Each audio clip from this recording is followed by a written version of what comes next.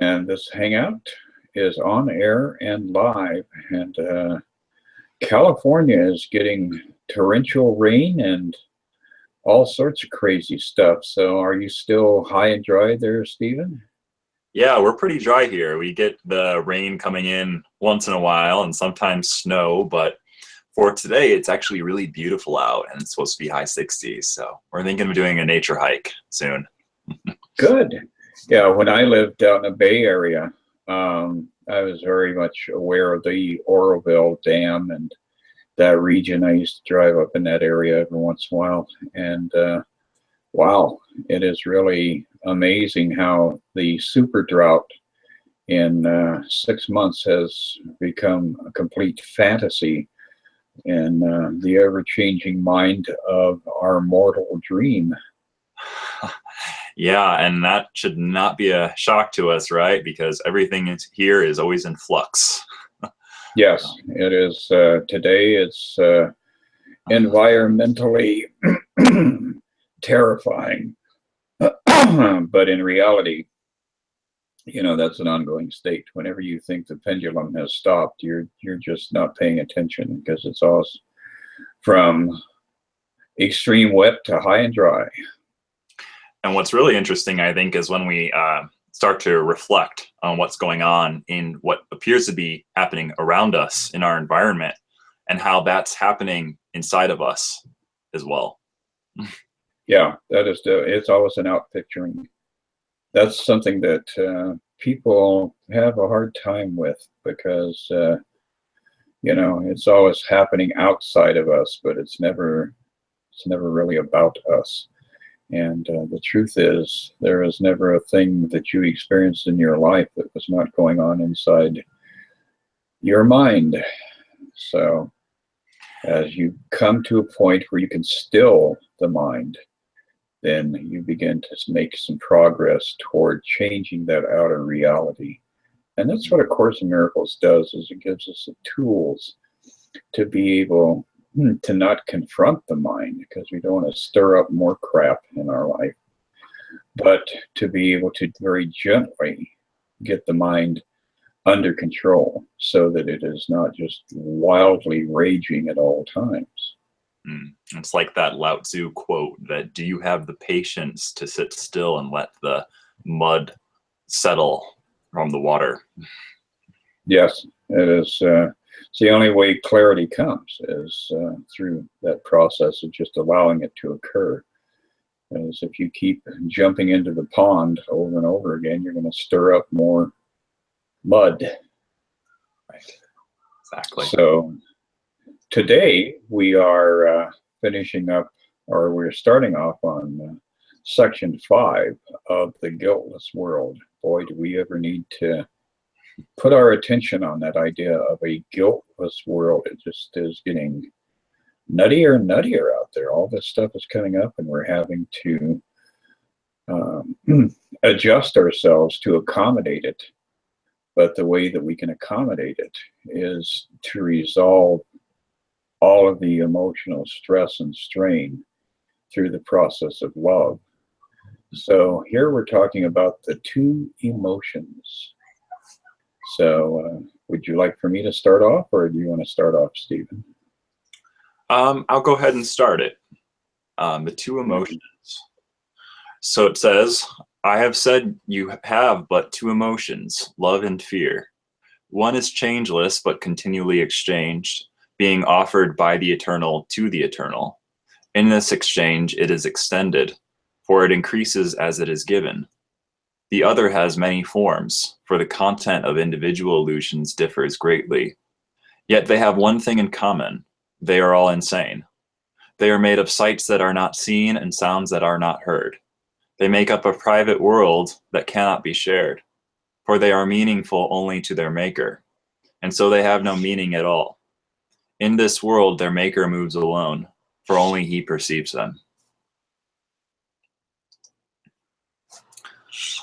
So going on to starting off with the difference there between love and fear, the only 2 emotions, correct? And how fear takes many different forms in the temporal world, and how He's saying that none of those forms can really be shared because they're only actually meaningful to the one that made them. Exactly.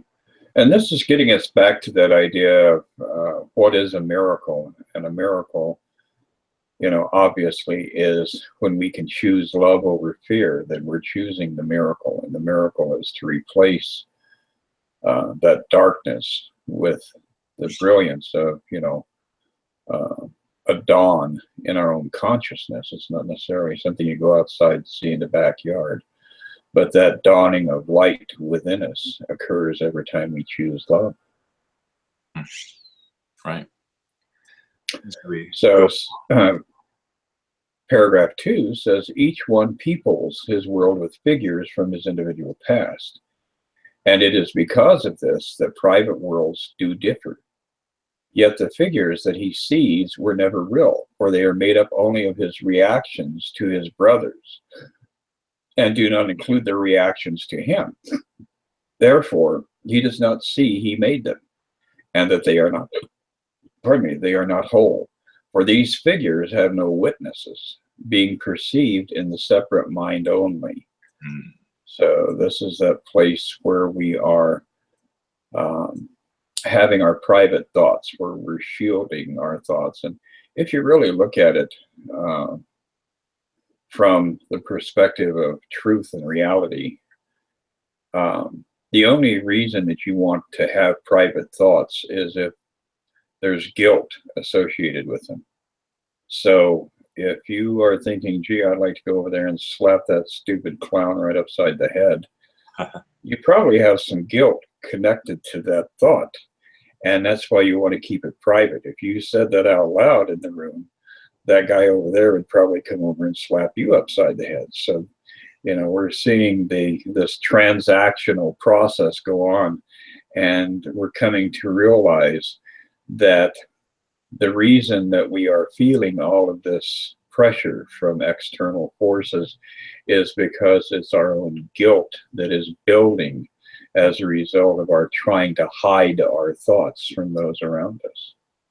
Yeah, that's a really profound statement. And what do we do in that instance? I think we just keep coming back to that same exact tool of surrendering those thoughts up to Holy Spirit, having them be reinterpreted for us and purified back for us so that we can actually realize our true thoughts, which is, how the Course describes the thoughts that we think with God and not by ourselves alone. That's true. And, one of the best venues, I think, right now for processing this and becoming more illuminated in the journey that we're on is actually on social media. Every once in a while I see people, I've got to take a break from Facebook, I have to take a break from Twitter and whatever. But the reality is, this is putting it in your face over and over again. And I think that we can actually gain from reflections about what our feed on Facebook looks like.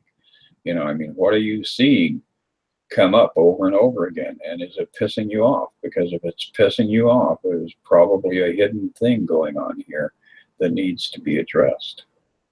Right. And not that it's wrong to ever try to edit your news feed or things like that, unfollow people who are, getting off things that you don't want to see.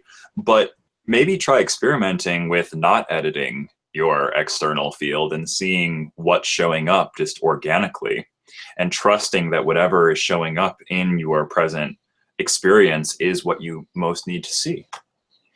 That's absolutely a fact. You want to go on with number 3 there? Sure.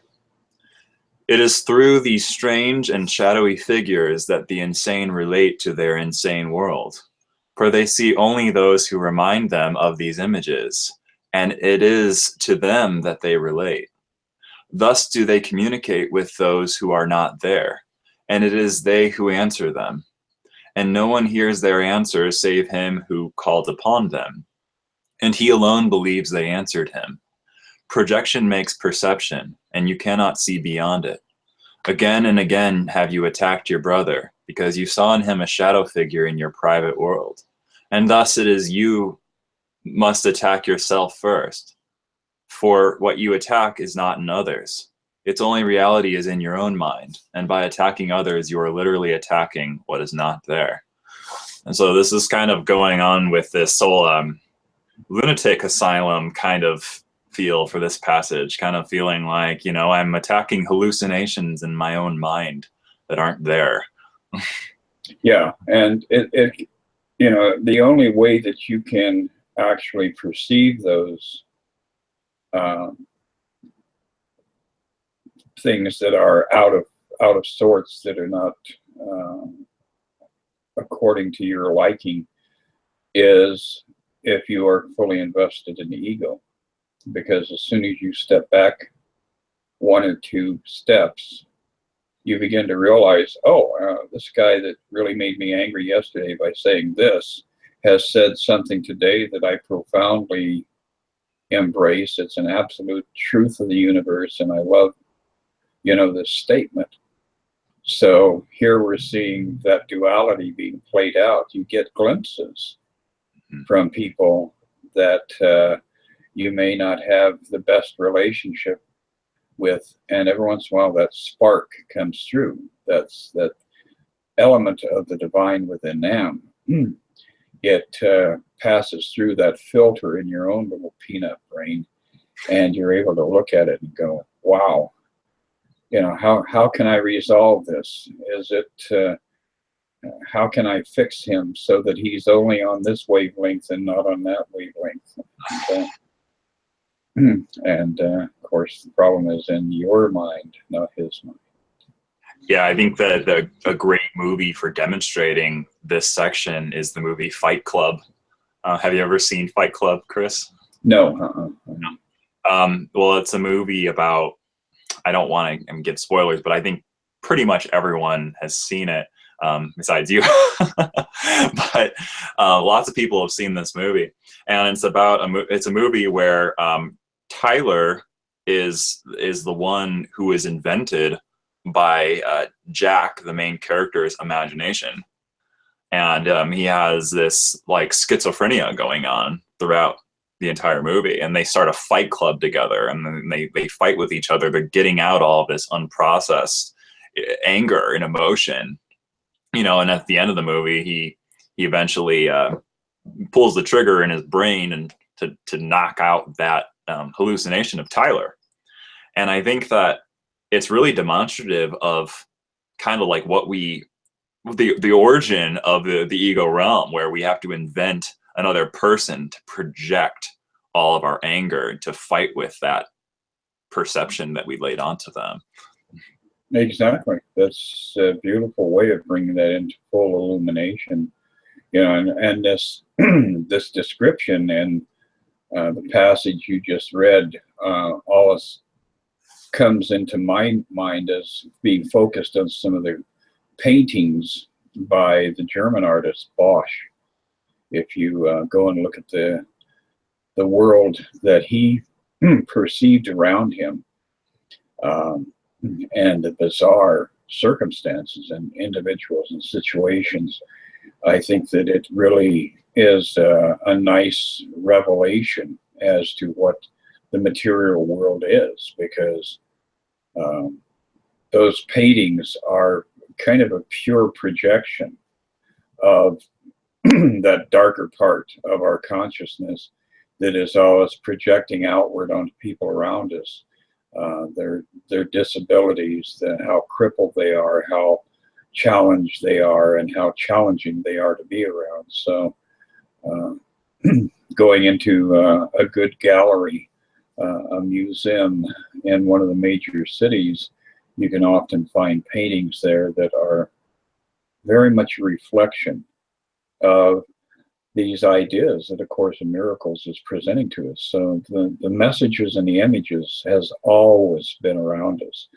But thanks to the Course, we're able to actually start making sense out of everything now. We can sort it out and say, oh, wow, that reminds me of something I saw, you know, at the Chicago Art Institute 2 years ago. And that makes it even more tangible for us. That makes it even more available so that we can process it. Yeah, totally. And I think that we should be grateful for our mirrors, for our reflections that show up in the form of people, because if we're trusting in the Holy Spirit, then we are going to be shown the light about that situation. We're going to be shown the light through all of these projections we lay onto people. So Exactly. trusting the process. Well, going down to number 4 here, it says the delusional can be very destructive, for they do not recognize they have condemned themselves. They do not wish to die, yet they will not let condemnation go. And so they separate into their private worlds, where everything is distorted, and where what is within appears to be without. Yet what is within they do not see, for the reality of their brothers they cannot recognize. So again, it's, we're walling ourselves into a prison, and we are closing off the light, and as a result of that, we're withering. You take a healthy plant and stick it in a dark room and don't allow it to get sunlight, and in 3 months' time, you've probably got a dead plant on your hands. And that really is the story of life in this realm, is that we have to keep ourselves out there in the world, and we have to be willing to confront ourselves every time we see something that is disturbing, because what is disturbing is what is going on inside our own thought process. Yeah, that's really a good lesson to see, because I mean, it's so tempting when we go out into the world to see because we see all these different people and all these different temptations come up for how we can project again another part of ourself we don't want to look at onto another person. For me, it's very much, a generational process. I can remember back in the 50s where everything was like warm oatmeal, and it was just a kind of a smooth ride through life. And then the 60s, there was beginnings of disruption. And now in 2017, oh my God, the world went upside down and backwards overnight. But this is an amping up. This is a process of, things getting a bit shrill, but it's forcing a lot of people to have to, come to terms with the fact that their decisions, their beliefs, all the things that they have held sacred for so long have in fact been a liability. And if they continue to hold on to it, it's going to really become, a serious problem. Yeah. I think that one last thing before we read the next one is I wanted to say my revelation in my personal life of seeing maybe chaos or things that are startling come up. What the message I keep getting from Holy Spirit is that this has really been there in your mind all along. This isn't something new. It just appears new because you haven't been willing to look at it this deeply until now. Exactly. Yeah. It's like finally the baseball bat context, the top of your cranium, and it's like, bam. Okay, I see everything. Right. So the next section reads, you have but two emotions, yet in your private world you react to each of them as though it were the other. For love cannot abide in a world apart, where when it comes it is not recognized. If you see your own hatred as your brother, you are not seeing him. Everyone draws nigh unto what he loves, and recoils from what he fears. And you react with fear to love, and draw away from it. Yet fear attracts you, and believing it is love, you call it to yourself. Your private world is filled with figures of fear you have invited into it, and all the love your brothers offer you, you do not see. So we can see the giant mix-up that has become of the ego's mind. Yeah, and that, we were discussing before we started this video, we were discussing the idea of the id, and within that core part of the ego, the id, there is this desire to possess, and the id reacts to things around it by saying, you know, if I can't have your love, if I cannot own you, if you are not mine, then I will kill you. And that's kind of, in a way, what's being told to us here, is that our emotions don't run lukewarm. Our emotions run either very, very hot or very, very cold. And the more we try to accommodate and to soft sell our emotional range to ourselves, the more we get ourselves into trouble, because we can't see this immense ocean of love that surrounds us. Yeah, and so it's really, I think it's even more profound when we start to realize that ego voice inside of us and can recognize the sense of when we have that feeling of wanting to possess, or that actually shying away from real love when it comes into our life, and we start to recognize it. I know that I can say that it's surprising, and that yet from reading the course, I can recognize this is my ego that wants to resist love, not my true self. So that's when you go to those sleazy places down in Tijuana, huh? I haven't been there, but I'm not sure what goes on there, so you'll have to elaborate. Oh, okay. Well, I'll send you a video. I'm sure that there's something on YouTube about that. Anyway. Yeah, not that kind of love. Yeah, that's the thing the ego is so good at, is wrapping up the idea of love in some really shabby presentations and offering it to us. And you know, we have to be alert to that, because sometimes it seems really tempting.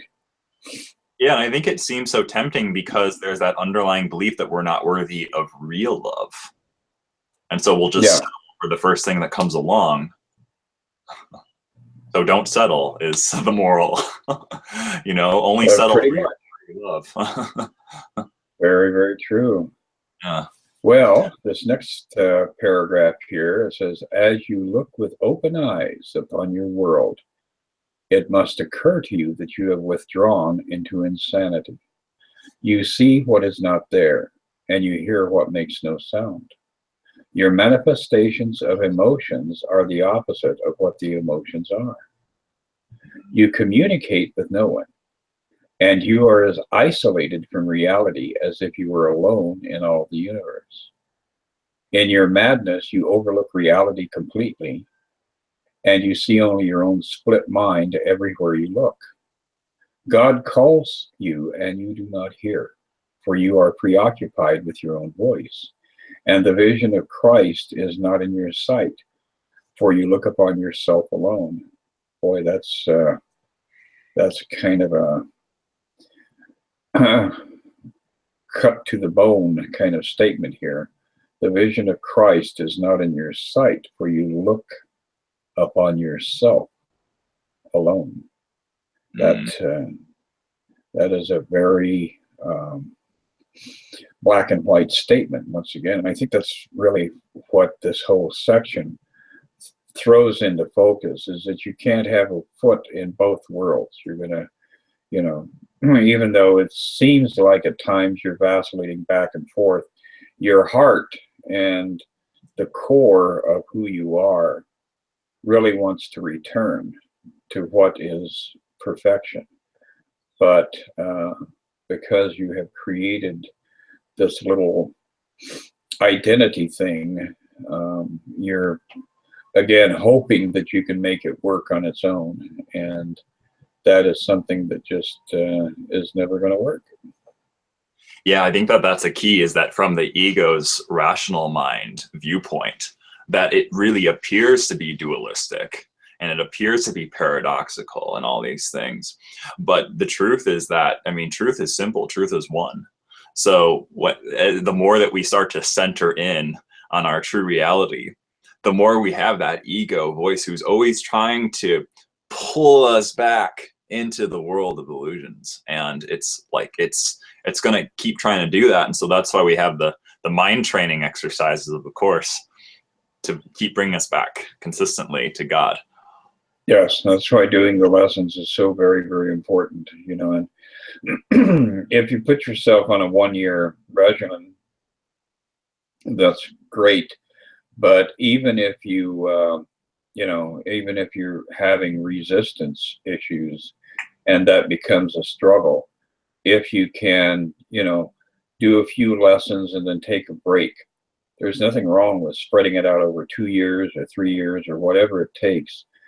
But, and then going back and, you know, looking at it over and over again, join some of the organizations on Facebook or get involved with some of the organizations around you where people are sharing the information, the ideas around A Course in Miracles, because you need that support. You need to be able to see those things on a daily basis to keep you on track.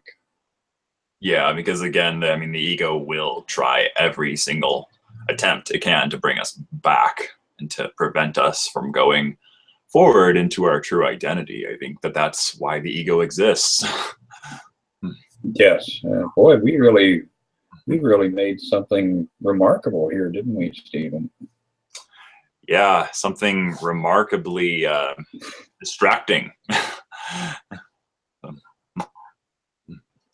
So on to the next paragraph. Yes, absolutely. Sorry, where are we? As you look, or little child? Little child. Little child, okay. Little child, would you offer this to your father? For if you offer it to yourself, you are offering it to him. And he will not return it, for it is unworthy of you because it is unworthy of him. Yet he would release you from it and set you free. His sane answer tells you what you have offered yourself is not true. But his offering to you has never changed. You who know not what you do can learn what insanity is and look beyond it. It is given you to learn how to deny insanity and come forth from your private world in peace. You will see all that you denied in your brothers because you denied it in yourself. For you will love them, and by drawing nigh unto them, you will draw them to yourself, perceiving them as witnesses to the reality you share with God. I am with them as I am with you, and we will draw them from their private worlds. For as we are united, so would we unite with them. The Father welcomes all of us in gladness, and gladness is what we should offer him. For every son of God is given you to whom God gave himself, and it is God whom you must offer them to recognize his gift to you. That really is a very beautiful passage because it gives us the complete key to not only resolving all this stuff, but to stepping back into the state of love. And that's, again, for us to step back into the grace of being a child again. So it offers us a very calming idea or a set of images about where we're going and who's going there with us and what the journey can become like. It also reminds me of what you stated in regards to giving love. When you're sharing love with someone, that you are manifesting God whenever you do that. And so that clicks with the last statement of that paragraph. That is absolutely true. That is one of the types of miracles we can all experience. You know, you can do that without putting a lot of effort into everything else that's going on in A Course in Miracles. Even that one beginning that is so very, very easy can become an opening wherein you begin to emerge from this tomb that you have been living in. Yes, next section looks kind of juicy here because we're talking about getting out of the tomb once again.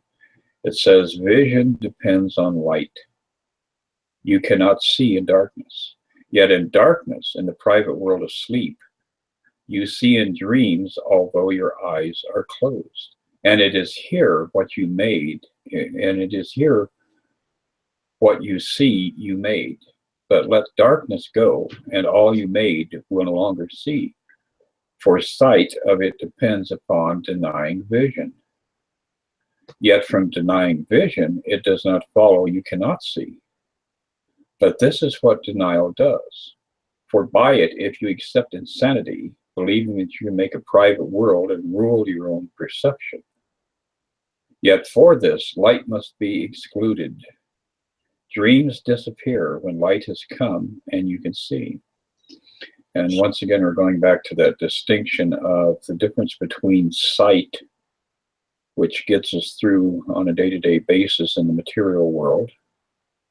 You know, and a lot of people have made their mark in the world without that sight, Helen Keller being a perfect example. A lot of times people who don't have sight end up living in a world where they're experiencing vision, which is a much deeper level of perception. So we're back on that track of trying to flip it over from sight to vision. Yeah, and actually the statement that's coming to me from the course, one of the workbook lessons of, I could see peace instead of this. Exactly, absolutely. Oh. So the next one says, do not seek vision through your eyes, for you made your way of seeing that you might see in darkness, and in this you are deceived. Beyond this darkness, and yet still within you, is the vision of Christ, who looks on all in light. Your vision comes from fear, as his from love, and he sees for you, as your witness to the real world. He is the Holy Spirit's manifestation, looking always on the real world, and calling forth its witnesses and drawing them to you. He loves what he sees within you, and he would extend it, and he will not return unto the Father until he has extended your perception even unto him. And their perception is no more, for he has returned you to the Father with him. And I always feel like that's a great reminder when we're told that, you know, perception is not eternal.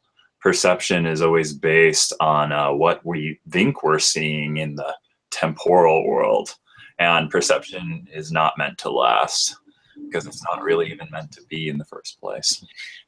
Exactly. And this also puts a nice highlight on that idea that we have examined in the past around getting to a point where we surrender our personal ego and starting to allow ourselves to become one with Jesus.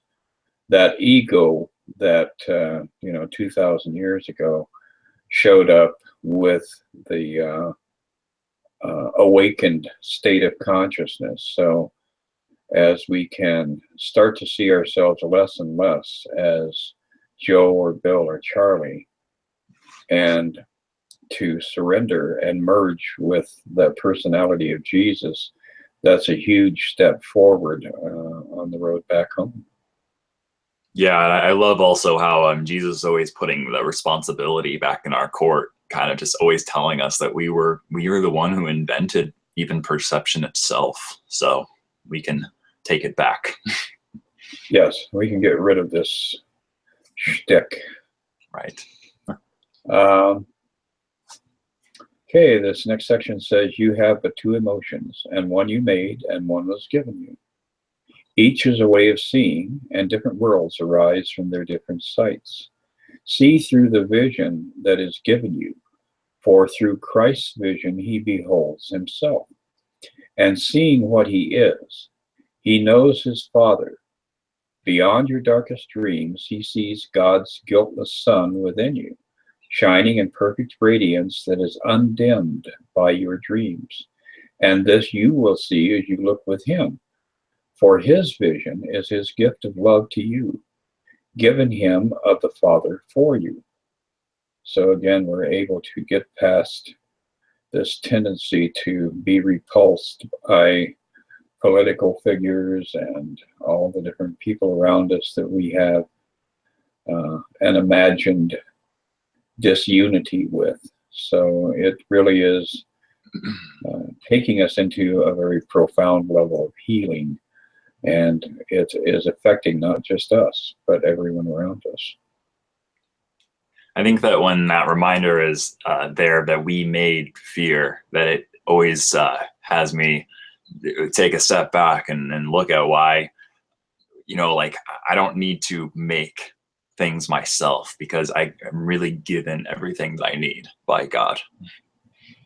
Right, and when we step back into our God-given identity, then we step away from all other types of fantasy, and we go back to that pure form of self, which is always creating by extending.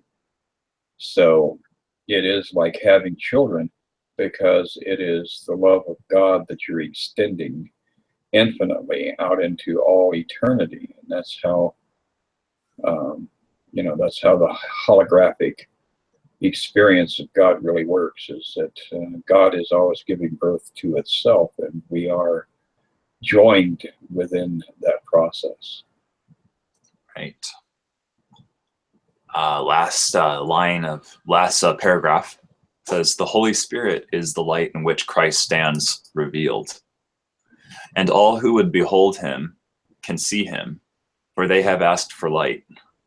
Nor will they see him alone, for he is no more alone than they are. Because they saw the Son, they have risen in him to the Father. And all this will they understand, because they looked within and saw beyond the darkness the Christ in them, and recognized him. In the sanity of his vision, they looked upon themselves with love, seeing themselves as the Holy Spirit sees them. And with this vision of the truth in them came all the beauty of the world to shine upon them. So we finally arrive at that place where we step into the light and merge with it and become one with it, and discover that it's interchangeable. All these words that we use in this realm failed to give us a comprehension of how light and life and love, all of these things are our eternal nature, and they're all interchangeable. So you don't need to have individual words for them, because it's all one complete process phenomenon.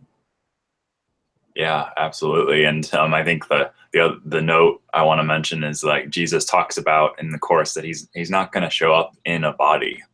So when he's talking about the Christ coming to us as a revelation, it doesn't mean Jesus is coming back in a body.